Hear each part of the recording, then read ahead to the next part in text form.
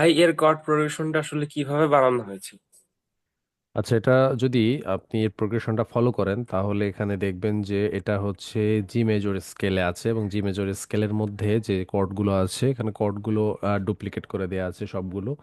মানে দুইটা অক্টেভ মিলে কর্ড দেওয়া আছে এখানে। তো আমাদের ভোকাল মিক্সিং এর ক্ষেত্রে ইকিউ খুবই ইম্পর্টেন্ট। দেখা যাচ্ছে যে ইকিউ এর একটা বেসিক কার্ভ হয় এরকম। আমরা যদি এখানে ভোকাল প্রিসেট থেকে ভোকাল ফলো করি তাহলে আমরা দেখবো যে এখানে ইকিউ আছে। সো তো আপনার কোনো কোয়েশ্চেন আছে কি?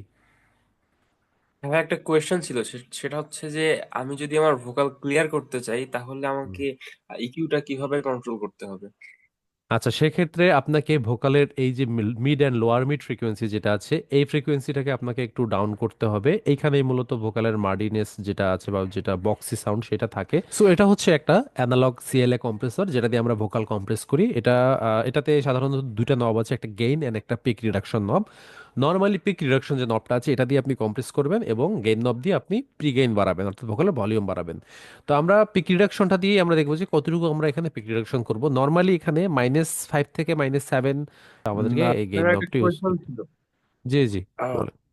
ভোকালটা কতটুকু কম্প্রেস করলে ভোকালের যে ডাইনামিক্স আছে সেটা কন্ট্রোলে আসতে পারে?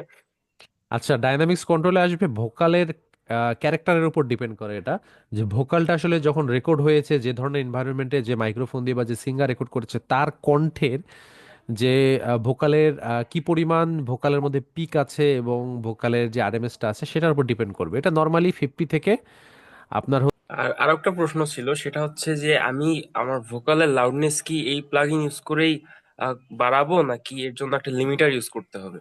আচ্ছা, এই প্লাগইনের যে গেইন নবটা আছে এটা দিয়েই বাড়ানো যায়, বাট আপনি যদি মনে করেন যে আমি এখান থেকে বাড়াচ্ছি না তাহলে লিমিটার ইউজ করতে পারেন, অথবা এটাও করতে পারেন, এখান থেকে সামান্য একটু বাড়িয়ে তারপর একটা লিমিটার দিয়ে ওখানে আবার সামান্য একটু বাড়িয়ে আপনি এটাকে মোটামুটি কন্ট্রোলে নিয়ে আসতে পারেন।